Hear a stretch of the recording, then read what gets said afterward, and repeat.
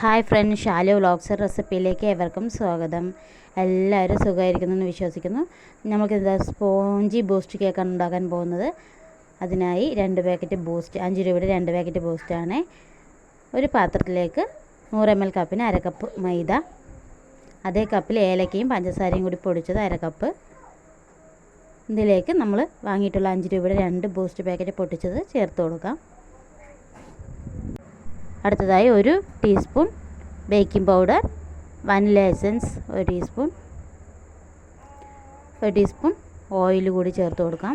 Sunflower ഓയിലാണ്.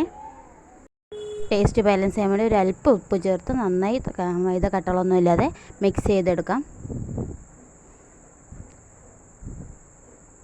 എന്നിട്ട് ഇത് നമ്മൾക്ക് ഒരു കേക്ക് ടിന്നിലേക്ക് നന്നായി കേക്ക് ടിന്നിൽ ഓയിലൊക്കെ തേച്ച് പിടിപ്പിച്ചിട്ട് അതിലേക്ക് ഈ മിക്സ് ഒഴിച്ച് നന്നായി ഒന്ന് ടാപ്പ് ചെയ്ത് കൊടുക്കാം. കുറച്ച് നട്ട്സ് ഞാനിവിടെ പൊടിച്ചെടുത്തിട്ടുണ്ട്. ഞാൻ ബദാമും മുന്തിരിയൊക്കെയാണ് എടുത്തത്. ഇത് അതിൻ്റെ മേലേക്ക് ഇട്ട് കൊടുക്കാം. ഒരു ടേസ്റ്റിന് മാത്രം, ഓപ്ഷനിലാണ്, ഉണ്ടെങ്കിൽ ഇട്ട് കൊടുക്കാം, ഇല്ലെങ്കിൽ വേണ്ട. എന്നിട്ട് ഒരു ആവി കയറ്റാൻ വേണ്ടി ഒരു ഇഡ്ഡലി പാത്രം എടുത്ത് അതിലേക്ക് അല്പം വെള്ളം ഒഴിച്ച് ആവി കയറ്റാൻ വയ്ക്കാം. വെള്ളം ഒന്ന് ചൂടായി വരുമ്പോൾ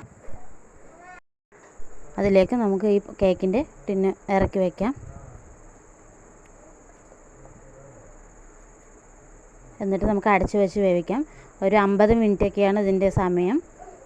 നമുക്കൊരു 45 മിനിറ്റ് കഴിയുമ്പോൾ ഒന്ന് തുറന്ന് നോക്കാം. ബേക്ക് ആയിട്ടില്ല എന്നുണ്ടെങ്കിൽ ഒരു 5 മിനിറ്റ് കൂടി വയ്ക്കാവുന്നതാണ്. ഇവിടെ ഇപ്പോൾ 45 മിനിറ്റ് ആയിട്ടുണ്ട്. നമുക്കിത് തുറന്ന് നോക്കാം. നമ്മുടെ കേക്ക് അപ്പം നന്നായി ബേക്കായി കിട്ടിയിട്ടുണ്ട്. തൊട്ട് നോക്കുമ്പോൾ തന്നെ നല്ല സ്പോഞ്ചിയാണ്. ഞാൻ സ്റ്റിക്ക് കൊണ്ട് കുത്തി നോക്കുമ്പോൾ ഒട്ടുന്നൊന്നുമില്ല. നമുക്ക് ആ കേക്ക് എടുത്ത് ഒരു പ്ലേറ്റിലേക്ക് കമഴ്ത്തി വെച്ച് ജസ്റ്റ് ഒന്ന് തട്ടിക്കൊടുത്ത മൂടി ആ കേക്കിൻ്റെ ടിന്നൊന്ന് വിട്ട് വരുന്നതാണ്. കാരണം നമ്മൾ ഓയിലൊക്കെ തേച്ചിട്ടാക്കി പറഞ്ഞാൽ ഒട്ടും ഒട്ടി പിടിച്ചിട്ടില്ല. നല്ല റൗണ്ട് ഷേപ്പിൽ തന്നെ വന്നിട്ട് എയർ ബൗൾസൊക്കെ കണ്ടോ ഹോൾസ്, ഇതൊക്കെ കണ്ടാൽ തന്നെ അറിയാം നല്ല സ്പോഞ്ചിയായി കിട്ടിയിട്ടുണ്ട്. ഞാൻ പ്രസ് ചെയ്ത് കാണിച്ചു തരാം. കണ്ടോ, നല്ല സ്പോഞ്ചി കേക്കായിട്ടുണ്ട്. കൂടാതെ തന്നെ ഈ ബൂസ്റ്റിൻ്റെ ടേസ്റ്റ്, നമ്മുടെ നല്ല ബൂസ്റ്റിൻ്റെ ടേസ്റ്റ് ഇഷ്ടപ്പെടുന്ന എല്ലാവർക്കും ഈ കേക്ക് ഇഷ്ടപ്പെടും. കാരണം അത്രയ്ക്ക് നല്ല സ്പോഞ്ചിയും ടേസ്റ്റിയും ആയിട്ടുള്ള കേക്കാണ്. ഞാനിപ്പോൾ ഇത് എങ്ങനെ കട്ട് ചെയ്ത് കൊടുക്കുന്നുണ്ട്. ഓരോരുത്തരുടെ ഇഷ്ടം പോലെ കട്ട് ചെയ്ത് കൊടുക്കുക. കുഞ്ഞുമക്കൾക്കൊക്കെ നന്നായി ഇഷ്ടപ്പെടും.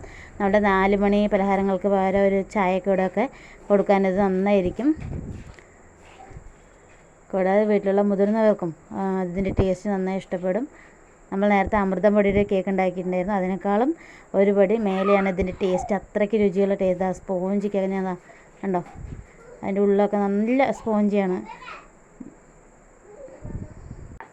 അപ്പോൾ ഇതുവരെ ബൂസ്റ്റ് കേക്ക് ഉണ്ടാക്കാത്തവർ ഇത് ഉണ്ടാക്കി നോക്കണം. തീർച്ചയായും സിമ്പിൾ റെസിപ്പിയാണ്. കുറച്ച് വീട്ടിലുള്ള ഇൻഗ്രീഡിയൻസ് വെച്ച് തന്നെ നമുക്കിത് ഉണ്ടാക്കിയെടുക്കാവുന്നതാണ്.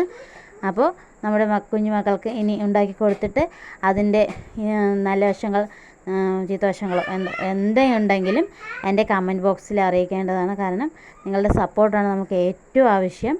അപ്പോൾ ഒരു ലൈക്ക് കൊണ്ടായാലും ഒരു കമൻറ്റും ആയാലും അത് നമുക്ക് വലിയ കാര്യമാണ്. ഒരു സ്മൈലി ആണെങ്കിൽ കൂടെ നമ്മളത് അക്സെപ്റ്റ് ചെയ്യും. അപ്പോൾ ചാനൽ കാണുന്ന എല്ലാവരും ഉപകരിക്കുമെന്ന് വിശ്വസിക്കുന്നു. അപ്പോൾ okay, bye. Shalu vlogs recipe. Thank U.